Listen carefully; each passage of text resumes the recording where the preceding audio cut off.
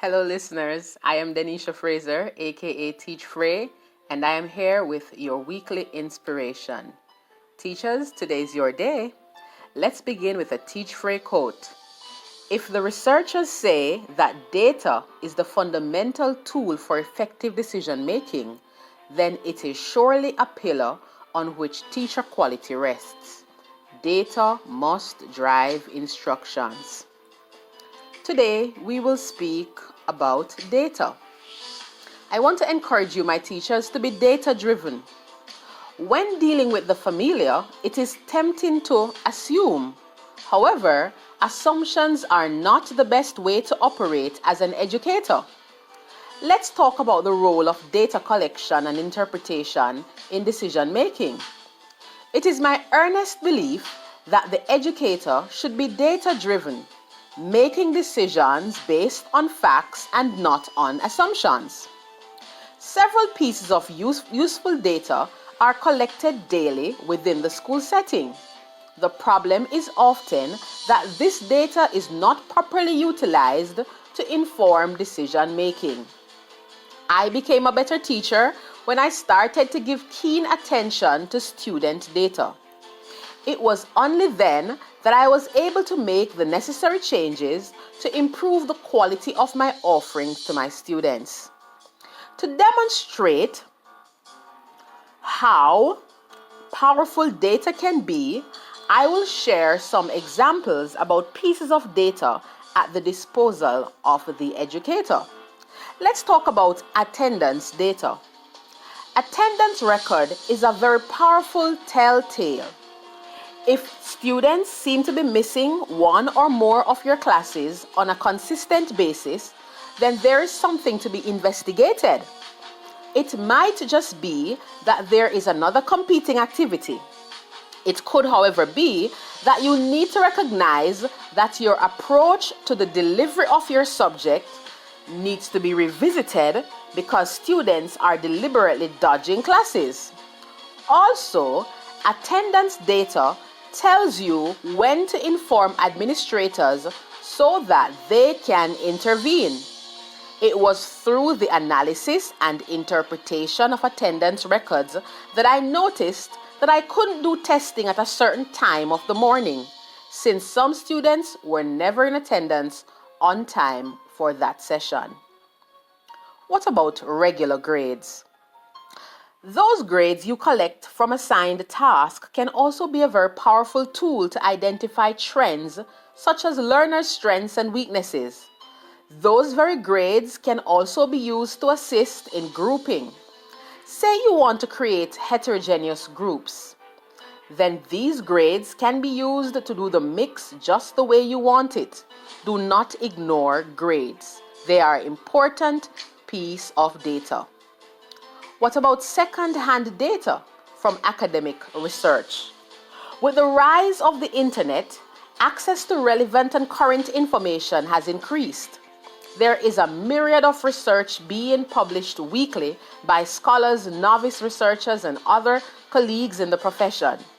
Use that information wisely to improve your practice, whether through new initiatives or action research. What about your own action research? For example, you notice that a group of your students is constantly underperforming. Most students seem to be unresponsive and their test scores are wanting.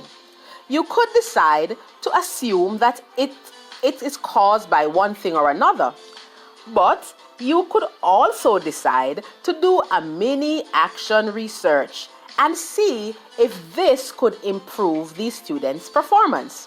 Next session, we will delve deeper into how to conduct a basic action research in education. Colleagues, action researches have been very instrumental in my practice. In my readings a few years ago, I stumbled on a concept called Flex Friday or Flexi Friday. The research described it as a day when the educator allowed the students to lead by sharing their area of concern and then the teacher spending time to go over that area with the students.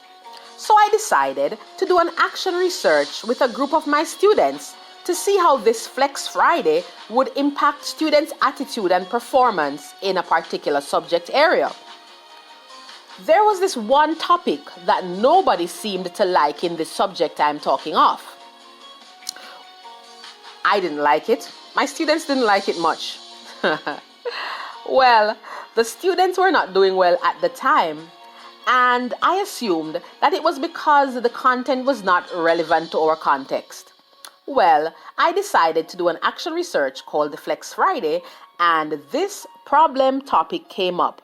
For this research, I declared a day Flexi Friday. Well, it wasn't really a Friday, it was a Monday, but Flexi Friday could be any day you choose.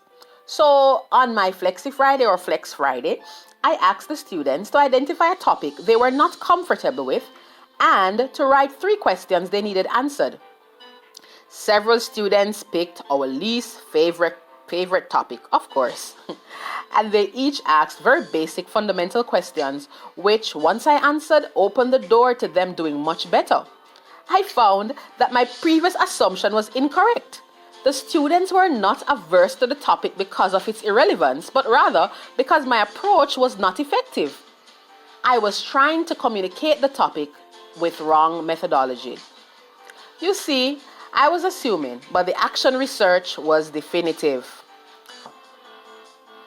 Interpretation of data is critical.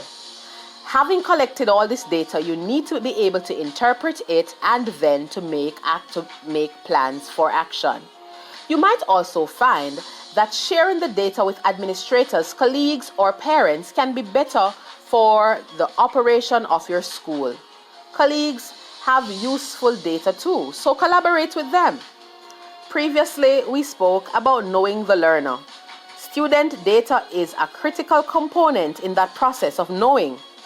Data skills include gathering, sorting, processing, analyzing, clustering, classifying, interpreting, scaling, predicting, and optimizing results.